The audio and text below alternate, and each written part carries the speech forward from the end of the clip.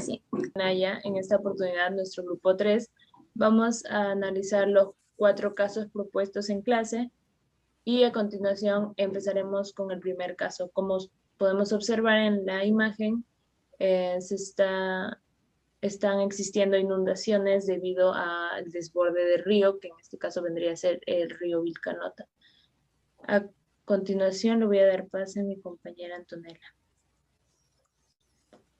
Ahora voy a hablarles sobre una posible solución que hemos analizado entre todos, que serían los gaviones, que es una especie de caja rectangular fabricada en malla metálica que se rellena con piedras.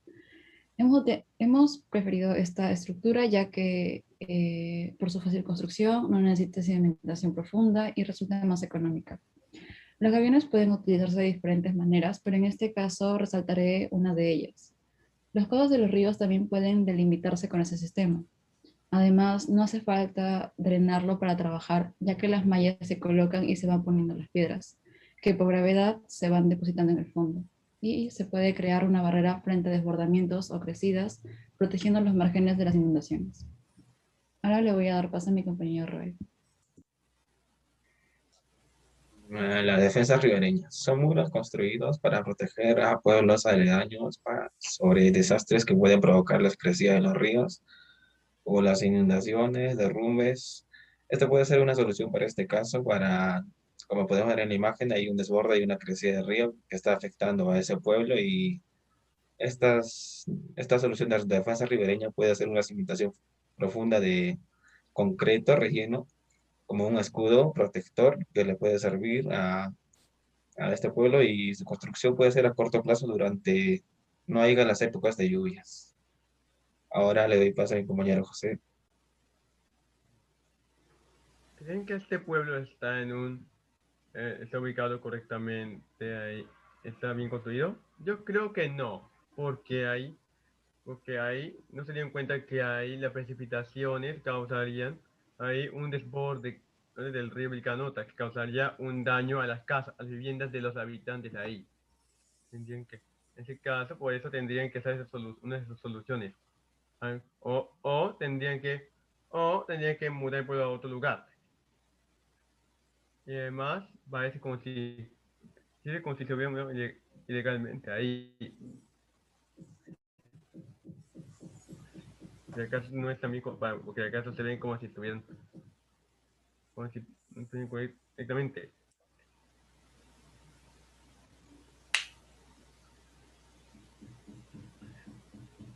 Bueno, los requerimientos para evitar la erosión.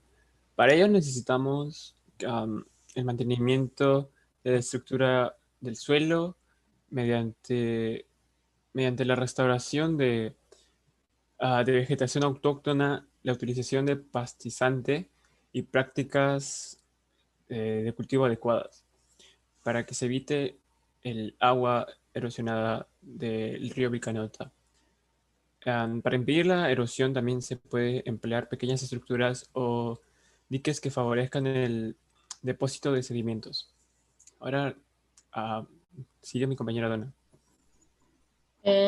Para darle una solución a este problema tenemos que tener en cuenta diferentes datos, como para construir una defensa ribereña tenemos que ver con qué presupuesto contamos, también tenemos que ver la ubicación. En este caso, el río Vilcanota se encuentra en un lugar en el cual existen lluvias torrenciales y lo que pues causa una crecida del río. También en ciertos tramos del río Vilcanota podemos encontrar erosión que debilitan los muros de contención que de por sí ya estaban en ese lugar y que pues tenemos que intervenir ahí para que esos muros ya no se debiliten más. Y pues también de qué mes a qué mes hay una temporada de lluvias, también tenemos que tener en cuenta el caudal máximo y el nivel de río. Gracias. Ahora vamos a pasar al siguiente caso.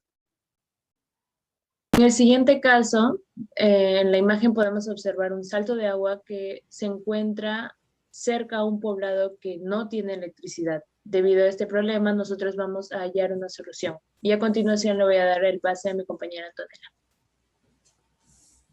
Una solución que hemos propuesto entre mi grupo sería una central hidroeléctrica, que es aquella en la que la energía potencial del agua almacenada en un embalse se transforma en la energía cinética, necesaria para mover el rotor de un generador y posteriormente transformarse en energía eléctrica. En otras palabras, es un conjunto de instalaciones y equipos electromecánicos necesarios para transformar la energía potencial hídrica en energía eléctrica. Ahora le doy paso a mi compañero Dylan. Bueno, voy a explicar las partes de la presa. Empezamos con el embalse que se encarga de almacenar el agua de la caída o del río o el lago en cualquier central hidroeléctrica.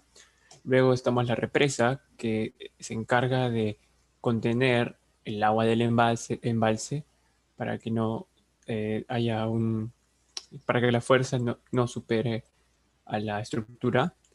Luego está la tubería forzada, que se encarga de trasladar el agua o hacer un conducto para que el agua llegue hacia la turbina. La turbina en sí, en mi opinión, es la parte más importante, ya que es el elemento fundamental con el que se aprovecha la energía. Transforma la energía cinética gracias al fruto del movimiento de una corriente de agua en energía mecánica. Su componente más importante es el rotor, que tiene una serie de palas impulsadas por el agua en movimiento. Ahora Robert continuará con el generador eléctrico. Hola, yo voy a continuar con el generador eléctrico. El generador eléctrico es aquella que recoge la energía producida por el agua y esta energía mecánica lo transforma en energía eléctrica y esta energía eléctrica pasa hacia el transformador. ¿Ya? El transformador es un equipo regulador que regula la cantidad de voltaje obtenido en gran cantidad a una menor cantidad. Y esta menor cantidad de energía son trasladadas por las torres eléctricas y así distribuidas hacia las casas, hacia los hogares. Ahora le doy pase a mi compañera para que le hable más sobre el tema. Em, Una central los, hidroeléctrica, tomando como referencia la central hidroeléctrica de Yapán en Cusco, Perú, puede tener impactos positivos y negativos. En el positivo está el aumento del empleo, en el que los desempleados del pueblo podrían tener trabajo en la central hidroeléctrica. El impuesto predial podría incrementarse también.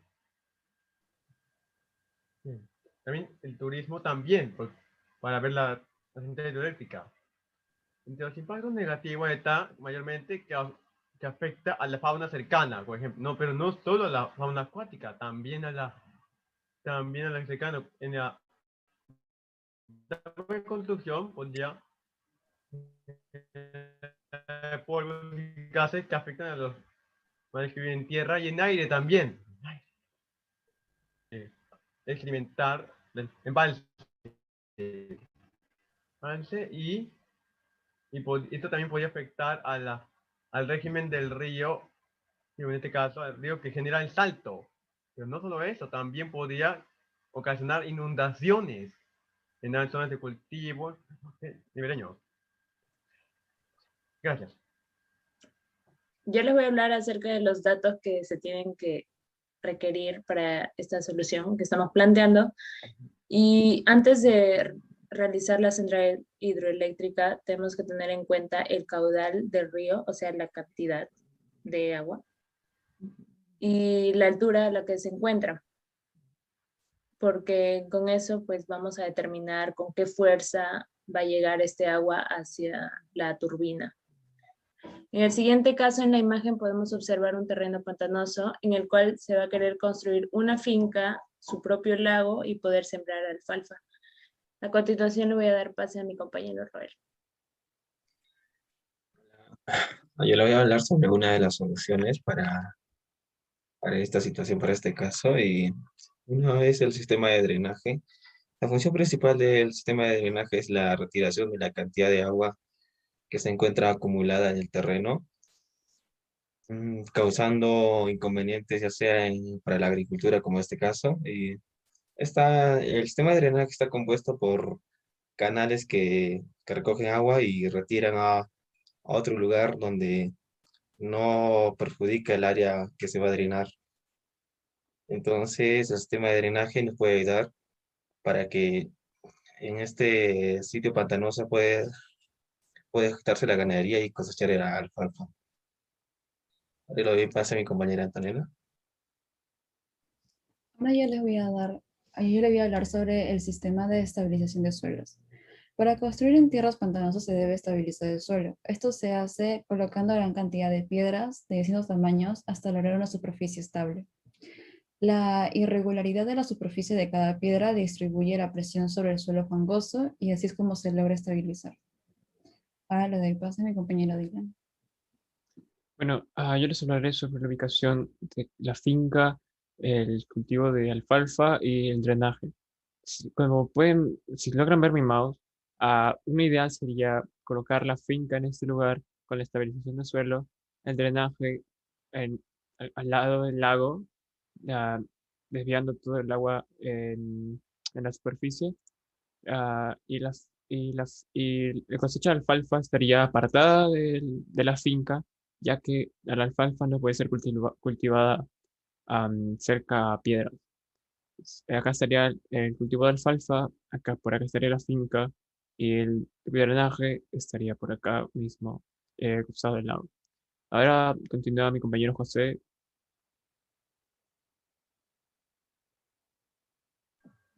Mi turno, ¿no? Ah, sí, claro.